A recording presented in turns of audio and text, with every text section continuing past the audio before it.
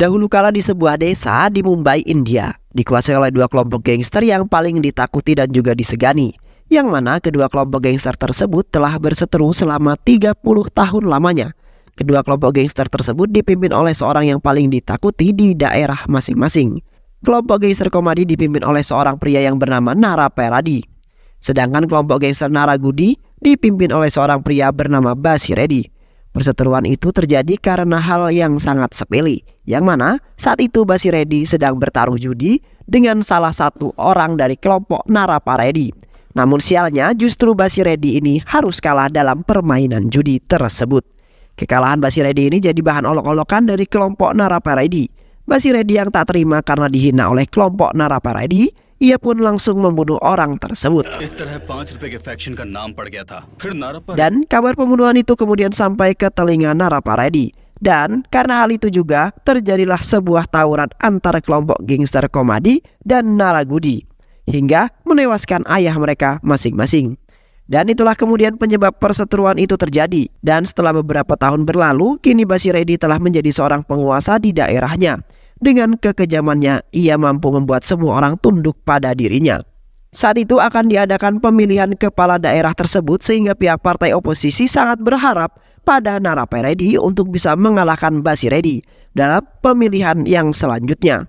Di sisi lain terlihat seorang pria gagah yang juga tampan yang bernama Vira Ragaparedi, yang mana ternyata si Vira ini adalah anak dari Naraperedi yang baru saja menyelesaikan pendidikannya di luar negeri. Kita panggil saja Ragava. Saat di tengah perjalanan menuju ke rumah, tiba-tiba mereka mendapat serangan dari para kelompok gangster Basiredi. Bahkan mereka semua diserang secara brutal oleh para anak buah Basiredi. Karena hal tersebut membuat ayah Vira Ragaparedi, yaitu Naraparedi, harus tewas dengan sangat mengenaskan karena tertembak tepat di bagian kepalanya. Melihat hal tersebut tentu membuat Ragava sangat sedih atas kematian ayah tercintanya. Dan karena hal itu juga membuat amarah Ragava kemudian memuncak. Dengan brutal ia kemudian meluapkan marahnya dan membantai semua anak buah Basiredi. Bahkan ia memotong tangan orang yang menembak ayahnya. Ragava yang dikira anak cupu ternyata ia sangat jago gelut.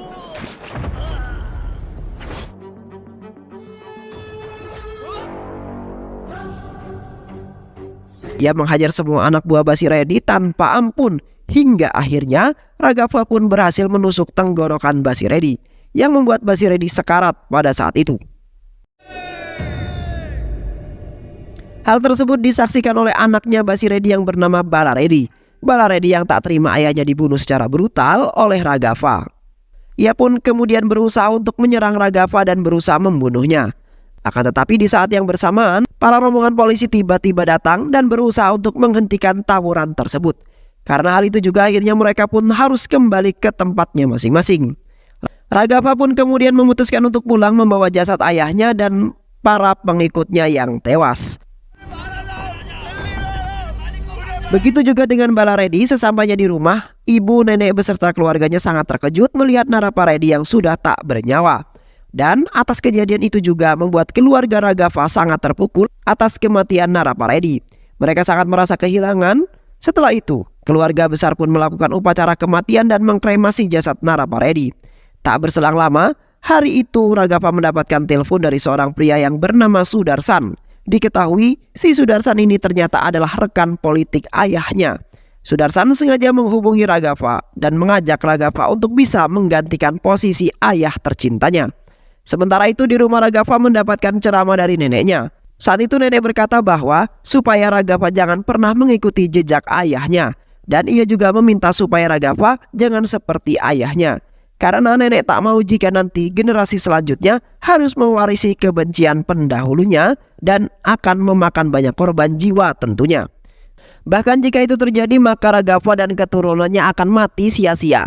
Ragava yang sebenarnya anak soleh, ia sangat mendengarkan sekali nasihat dari neneknya ini. Karena hal itu juga Ragava kemudian memutuskan untuk pergi dari rumahnya meninggalkan ibu dan neneknya. Ia pergi ke Hyderabad. Hal itu kemudian Ragava lakukan supaya ia bisa terhindar dari hal-hal yang negatif termasuk orang-orang kepercayaan ayahnya. Singkat cerita, setelah Ragava tiba di Hyderabad, Ragava kembali mendapat sebuah telepon dari saudara San. Raghafa kembali mendapat sebuah telepon dari Sudarsan yang terus memaksa Raghafa untuk mau menggantikan posisi ayah tercintanya. Akan tetapi saat itu Raghafa langsung menolaknya dan berkata bahwa Sudarsan jangan pernah mengganggunya lagi dan meminta supaya ia jangan macam-macam dengan dirinya. Raghafa mengancam akan menghabisi Sudarsan jika berani macam-macam dengan dirinya. Saat di tengah perjalanan, Raghafa ini tak sengaja melihat seorang pria yang mana si pria tersebut sedang nego soal mobil. Namun saat itu Raghafa berkata bahwa jangan beli mobil itu karena isinya sudah banyak yang diganti, tidak asli lagi. Bahkan ada banyak kerusakan di dalamnya. Pria itu kemudian bertanya, dari mana kamu tahu hal tersebut? Sambil mengajak Raghafa untuk mampir ke bengkelnya. Kemudian pria itu kembali bertanya bagaimana Raghafa tahu semua kerusakan yang ada di mobil itu. Raghafa pun menjelaskan semua kepada pria tersebut. Raghafa juga memberitahunya kalau sebenarnya mobil itu adalah milik almarhum ayahnya. Ia sangat mengenal mobil tersebut dan mobil itu rusak saat ia dan ayahnya diserang oleh sekelompok gangster. Karena hal itu juga yang membuat ayahnya harus meninggal. Mendengar hal tersebut tentu sangat membuat pria itu kaget mendengarnya. Diketahui pria tersebut bernama Nilambari. Setelah percakapan yang cukup lama, Nilambari sangat kagum dengan pengetahuan Raghafa tentang permesinan. Karena hal tersebut juga Nilambari pun mengizinkan Raghafa untuk menumpang tinggal di bengkel miliknya. Saat malam tiba, terlihat seorang wanita cantik dan juga seksoi bernama Aravinda yang lari ketakutan seperti dikejar oleh sesuatu. Malam itu ia lari ke bengkel Nilambari. Dan secara kebetulan dia bertemu dengan Raghafa. Ia pun kemudian meminta bantuan pada Raghafa. Dan benar saja ternyata si Aravinda ini sedang dikejar segerombolan pria engas yang ingin memperkaosnya. Raghafa yang melihat seorang gadis yang berada dalam bahaya. Raghafa pun berusaha untuk melindungi wanita tersebut. Dia memamerkan kekuatannya dengan membengkokkan besi yang ada di bengkel itu. Seketika membuat nyali para pria engas menciut dan memutuskan untuk pergi dari tempat tersebut. Setelah para pria itu pergi, si Aravinda ini bukannya berterima kasih pada Raghafa, justru ia malah bertingkah sok-sokan dan pergi begitu saja. Sementara itu Raghafa yang melihat kecantikan Aravinda, ia malah merasakan ada getaran cinta di dalam dada. Dan keesokan malamnya saat Raghafa sedang dalam perjalanan pulang naik mobil bersama Nilambari, mereka dicegat oleh polisi karena malam itu ada razia pemabuk. Karena hari itu mereka pun terpaksa turun.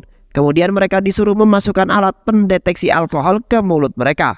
Nilambari pun protes. Ia tak mau melakukan hal itu karena alatnya bekas jigong orang lain. Nilambari terus menolak dan tidak mau melakukan hal tersebut. Sehingga terjadilah perdebatan antara Nilambari dan juga polisi. Nilambari terus meyakinkan para polisi kalau mereka ini adalah orang yang baik-baik. Namun polisi tak percaya begitu saja. Dan polisi pun menggeledah isi tas mereka. Dan sialnya saat Nilambari berusaha membuktikan isi tas mereka, tiba-tiba sebuah pistol jatuh dari tas miliknya. Nilambari pun auto kaget dong. Kok bisa ada sebuah pistol di mobilnya? Karena hal itu juga akhirnya Nilambari harus berakhir di kantor polisi. Nilambari pun meminta Raghafa untuk membebaskannya. Keesokan harinya Raghafa pun pergi mendatangi seorang pengacara yang katanya sih paling hebat. Dan pengacara tersebut bernama Saradi. Raghafa pun kemudian menceritakan semuanya kepada Saradi. Asisten Saradi yang bernama Balu menanyakan mengapa Raghafa sangat khawatir atas kesalahan temannya.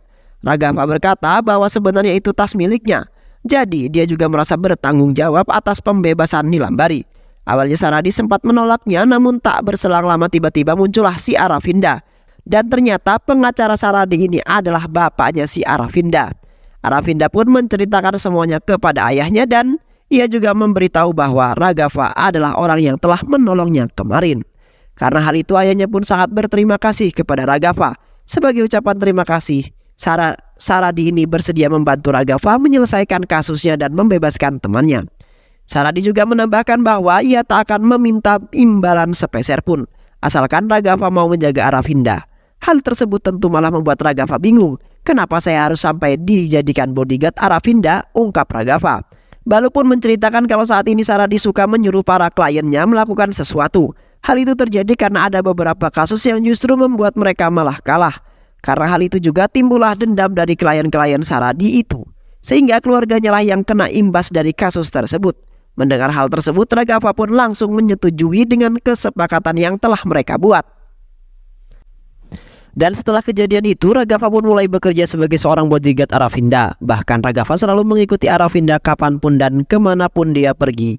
Karena hal itu juga justru malah membuat si Raghafa ini makin jatuh cinta dengan Aravinda. dan timbullah benih-benih cinta di hati Raghav. Singkat cerita, setelah mendekam di penjara selama beberapa hari, akhirnya Nilambari kemudian bebas. Nilambari sangat berterima kasih kepada Raghav karena telah membebaskannya. Nilambari juga berkata, kalau Raghav mau pulang kampung, enggak apa-apa, pulang aja, karena sekarang semua urusannya sudah selesai. Akan tetapi saat itu Raghav malah berkata bahwa ia belum mau pulang karena semenjak di sini dia menemukan hal yang baru yang sebelumnya belum pernah dia rasakan.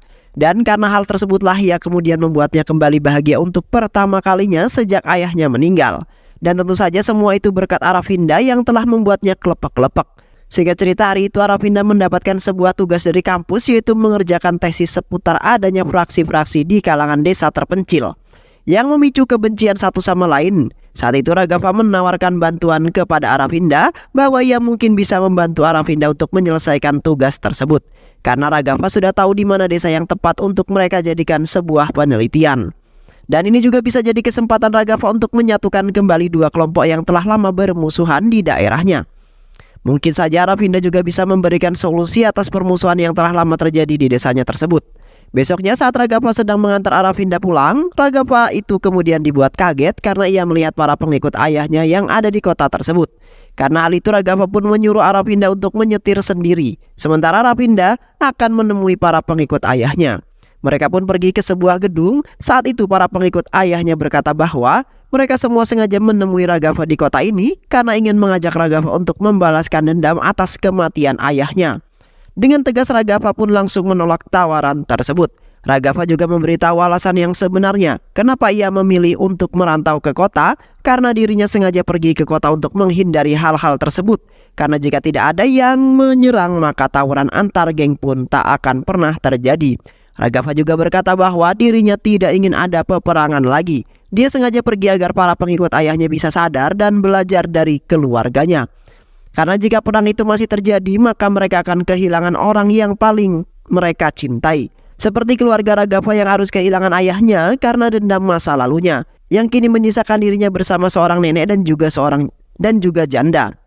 Raghav ingin agar para pengikut ayahnya bisa meneruskan hidupnya bersama keluarga dan anak mereka masing-masing, dengan memulai hidup baru yang lebih damai dan bahagia tanpa harus takut kehilangan orang yang sangat mereka cintai. Mendengar hal tersebut seketika membuat para pengikut ayahnya menangis terharu. Tak hanya itu, Raghav juga meminta mereka untuk kembali ke kampung dan berusaha mengikhlaskan apa yang sudah terjadi di masa lalu. Sementara itu, Basiredi yang sekarat kini telah kembali sadar dari komanya yang berkepanjangan tersebut. Ia bangun dengan amarahnya. Saat itu juga Basiredi ini menyuruh anaknya yaitu Balaredi untuk mengerahkan anak buahnya untuk membunuh Raghav. Di sisi lain Raghav bersama Nilambari datang ke sebuah toko bunga. Karena hari itu Raghav mau ketemuan dan mengungkapkan isi hatinya kepada Aravinda.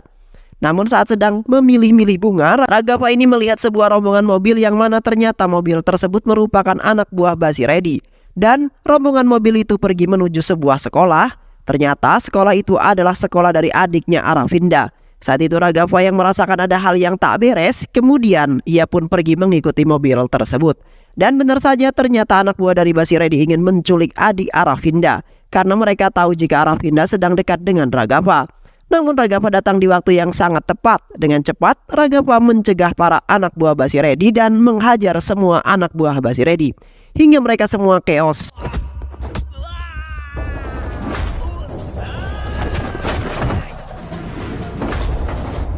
Saat itu Raghav bertanya siapa yang telah memerintahkan mereka. Dan salah satu anak buah Basiredi bilang, dan mereka semua diperintahkan oleh Basiredi karena Basiredi sudah bangun dari komanya dan ia akan membunuh Raghav. Saat itu Raghav teringat dengan Aravinda. Ia kemudian segera pergi untuk menemui Aravinda. Raghav meminta maaf karena telah membuat Aravinda menunggu. Saat itu Raghav tak memberitahu Aravinda tentang kejadian yang hampir saja menewaskan adik tercinta Aravinda. Raghav kemudian memberikan alasan lain yang membuat Aravinda jadi sangat ngambek. Di sisi lain, terlihat Basiredi dan anak buahnya yang baru pulang dari rumah sakit. Saat itu Basiredi disambut hangat oleh istri tercintanya. Basiredi kemudian menyuruh Balaredi untuk menelpon anak buah yang dikirim untuk membunuh Raghav. Namun mereka tak kunjung ada jawaban karena hal itu juga membuat Basiredi sangat marah. Bahkan ia melampiaskan kemarahan itu kepada Balaredi dan berkata bahwa kok sekarang Balaredi sangat lemah dan malah jadi seorang pengecut. Padahal ayahnya hampir mati akan dibunuh oleh Raghav. Basir Reddy yang terlanjur emosi, ia pun kemudian memutuskan untuk pergi sekarang juga dan segera membunuh Raghav sendirian. Akan tetapi hal tersebut dicegah oleh Bala Reddy. Bala Reddy berjanji pada ayahnya kalau ia akan menemukan Raghav dan segera membunuhnya. Sementara itu nasib anak buah Basir Reddy yang mau menyulik adik Aravinda ini sengaja dikurung oleh Raghav di sebuah rumah tua yang mana rumah tersebut dijaga oleh para polisi. Dan setiap malam selalu terdengar suara teriakan yang ada di rumah tersebut, yang mana suara tersebut berasal dari para anak buah Basir Reddy yang disandra oleh Raghav. Sementara itu, hari itu Raghav pergi menemui seorang penanggung jawab politik yang bernama Krishna, yang mana Krishna ini telah berusaha mengatur perdamaian antara kelompok Basir Reddy dan kelompok Narapa Reddy. Akan tetapi sampai saat ini tidak kunjung berhasil. Raghav kemudian meminta Krishna untuk mengatur pertemuan dengan Bala Reddy agar ia bisa berbicara dengan secara baik-baik. Saat sedang ngobrol, Raghav ini mendapat sebuah telepon dan ternyata itu adalah Aravinda. Aravinda memberitahu Raghav kalau adiknya hilang di sebuah mall saat mereka sedang jalan-jalan. Akan tetapi belum juga kelar ngomong, tiba-tiba Aravinda ini didorong dari belakang dan dimasukkan ke dalam mobil. Raghav yang tahu kalau Aravinda sedang diculik, dia bertanya kepada Aravinda, "Dari salah satu mereka apakah ada orang yang tangannya buntung?" ungkap Raghav. Aravinda pun mengiyakannya. Raghav sadar kalau itu semua pasti ulahnya dari Basir Reddy. Krishna yang mendengar hal tersebut spontan berkata, "Kalau kamu mau pergi ya pergi aja. Terus habis itu bunuh-bunuhan. Udah gitu aja terus." Akan tetapi justru hal mengejutkan terjadi. Justru si Raghav ini malah terlihat santai. Bahkan ia tak panik sedikit pun. Raghav meminta Aravinda untuk memberikan HP-nya ke salah satu orang di mobil tersebut. Saat itu juga Raghav berkata bahwa kedamaian yang terjadi di desanya saat ini yaitu karena diriku. Dan jika melukai gadis itu maka aku akan memburu kalian sampai kemanapun. Selama ini aku sengaja diam karena aku tak ingin ada lagi sebuah pertumpahan darah di antara kelompok kita. Jika kalian berani memicu perang lagi maka aku tak akan segan untuk menyiksa kalian sampai kalian mati. Setelah mendengar hal tersebut, seketika mobil yang membawa Aravinda berhenti dan sopir mobil itu pergi ke mobil yang ada di belakangnya dan menyerahkan HP itu ke Bala Reddy yang sudah bersama Aravinda dan adik Ravinda. Sama seperti sebelumnya Raghav mengancam Bala Reddy, jika Bala Reddy membunuh gadis dan bocil itu, maka Raghav juga akan membunuh anak Bala Reddy. Bahkan dia akan memburu Bala Reddy kemanapun Bala Reddy bersembunyi. Jika Bala Reddy menginginkan perdamaian, maka Raghav akan menunjukkan bagaimana caranya.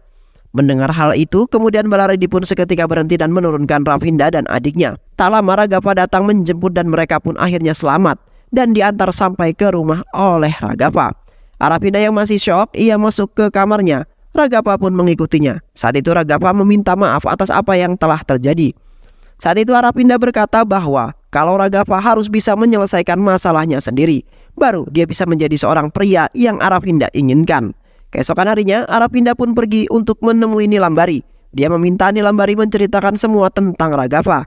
Nilambari yang tak tahu apa-apa, ia kemudian menceritakan semua kepada Aravinda. Dan setelah mengetahui semua hal itu, Aravinda mengajak Nilambari untuk pergi ke desa Raghav untuk meliput dokumenter dan mencari tahu kesaksian dan cerita dari para penduduk yang ada di sana. Sementara itu Raghav mendatangi pertemuan yang ia minta bersama Bala Reddy. Di sana juga ada Krishna dan Sudarsan. Akan tetapi baru juga mulai bicara, si Bala Reddy ini malah langsung menyerang Raghav dan berusaha untuk membunuh Raghav. Si Bala Reddy ini terus berusaha untuk menyerang Raghav dengan sangat brutal, karena ia telah berjanji pada ayahnya untuk menghabisi Raghav. Akan tetapi Raghav bukan pria kaleng-kaleng. Raghav justru lebih jago dari Bala Reddy.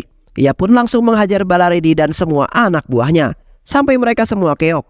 Akan tetapi Raghav tak membunuh Bala Reddy. Saat itu juga Raghav menceritakan tujuannya. Kenapa ia mengajak Bala Reddy bertemu?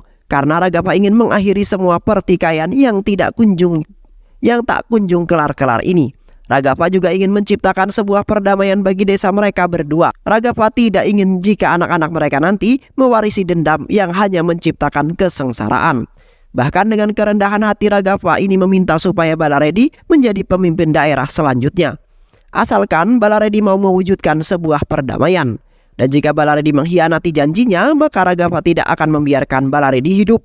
Bahkan ia akan mengejar Bala Reddy kemanapun Bala Reddy bersembunyi. Raghav pun pergi sambil meminta maaf atas kesalahannya dan ayahnya selama ini. Melihat kerendahan hati Raghav membuat Krishna dan Sudarsan sangat kagum. Di sisi lain terlihat Aravinda dan Nilambari yang akan pergi ke desa Raghav. Akan tetapi saat di tengah jalan mobil mereka malah mogok. Dan kebetulan mereka bertemu dengan Basiredi. Saat itu Basiredi mengizinkan mereka untuk tinggal di rumahnya sampai mobilnya selesai.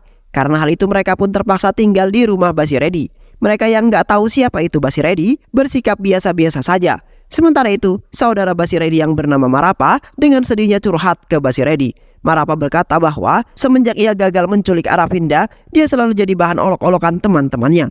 Tak berselang lama, Balaredi datang. Marapa yang punya mulut lemes, ia malah mengadukan Balaredi kepada Basiredi. Ia berkata bahwa kalau sebenarnya Balaredi diam-diam sudah melakukan pertemuan dengan Raghava dan melakukan perjanjian damai. Mendengar hal tersebut seketika membuat amarah Basiredi memuncak. Tanpa basa-basi, Basiredi langsung menusuk anaknya dengan besi. Hal itu Basiredi lakukan karena ia sangat kecewa kepada Balaredi. Karena anaknya berubah menjadi sangat lembek. Karena kehabisan banyak darah, akhirnya Balaredi harus tewas di tangan ayahnya sendiri. Mendengar suara teriakan, Aravinda dan Nilambari pun mendatangi sumber suara tersebut. Dan betapa terkejutnya mereka ketika Basiredi telah membunuh anaknya sendiri. Saat itu mereka kaget melihat ada Aravinda di rumahnya itu. Ia pun memberitahu Basiredi kalau wanita itu adalah kekasih Raghava. Di waktu yang sama, Raghava ini mendapat sebuah telepon dari Basiredi. Basiredi mengajak Raghava untuk menemuinya. Jika tidak, maka nyawa kekasih dan temannya akan melayang. Raghava yang baru saja tiba di desanya terkejut ketika ia melihat desanya sudah hancur karena sebuah tawuran antar desa. Saat itu juga Raghava pergi menemui Basiredi. Saat itu Raghava berkata, kalau ia tak ingin ada sebuah pertarungan lagi antara mereka. Dan Raghava ingin mereka berdua berdamai. Akan tetapi saat itu Basiredi ini malah menyayat pergelangan tangan Aravinda dan menusuk dada Nilambari. Basiredi berkata bahwa tak semudah itu dan perang ini tidak akan selesai begitu saja sampai dia bisa membunuh Raghava.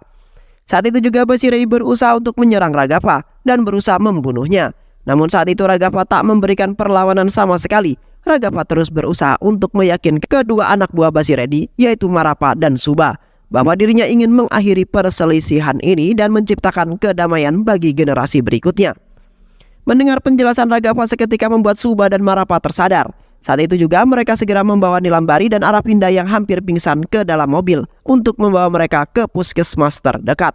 Basiredi yang melihat hal tersebut sungguh tak percaya kepada Suba dan Marapa karena telah berani mengkhianatinya. Padahal mereka sudah dianggap seperti anak sendiri. Saat itu juga Marapa berkata bahwa anak kandungnya sendiri saja kau bunuh dengan keji. Lah bagaimana kemudian nasib kami yang hanya dianggap anak? Suba kemudian menghampiri Raghava yang menjatuhkan parangnya di depan Raghava sebagai bentuk janjinya bahwa peperangan tidak akan terjadi lagi. Mereka berdua kemudian pergi membawa Aravinda dan Nilambari ke puskesmas terdekat hingga tersisa Basiredi sendirian. Basiredi yang masih emosi, ia kemudian terus berusaha untuk menghajar Raghava. Dan tentu saja Raghava bukanlah lawan yang sebanding dengan Basiredi. Hingga pada akhirnya Raghava pun berhasil membunuh Basiredi dan mayatnya langsung dibakar di semak-semak. Setelah berhasil menghabisi Basiredi, Raghava kemudian pergi ke rumah Basiredi dan menceritakan semua pada istri Basiredi. Istri ini sadar bahwa semua ini adalah kesalahan suaminya yang sudah dibutakan dengan kebencian. Saat itu juga istri Basiredi ini pergi ke desa Komandi bersama dengan Raghava untuk menghentikan tawuran antar desa yang sedang terjadi. Saat itu Raghava menyuruh mereka semua berhenti dan Raghava juga berkata bahwa mulai besok dan seterusnya tak akan ada lagi peperangan dan istrinya Basiredi lah yang akan memimpin daerah mereka. Dan Raghava meminta semua warga agar bisa hidup dengan tenang, damai dan saling menjaga satu dengan yang lainnya. Dan nasib para penculik yang dikurung di rumah tua berhasil keluar. Saat itu Raghava langsung menyambut mereka. Saat itu Raghava memberikan mereka sebuah alamat di mana mereka bisa mendatangi alamat itu agar dapat pekerjaan yang lebih baik. Hingga pada akhirnya mereka semua pun dapat hidup bahagia dan film pun selesai. Kebencian dapat menghancurkan begitu banyak hal, termasuk dirimu sendiri. Dan kebencian tidak akan pernah gagal untuk menghancurkan orang yang membenci, dan ini adalah hukum yang tidak dapat diubah. Jadi tetaplah saling mencintai satu sama lain dan saling melindungi satu dan lain. Dan saling melindungi satu dengan yang lainnya, supaya kita bisa hidup dengan damai dan bahagia.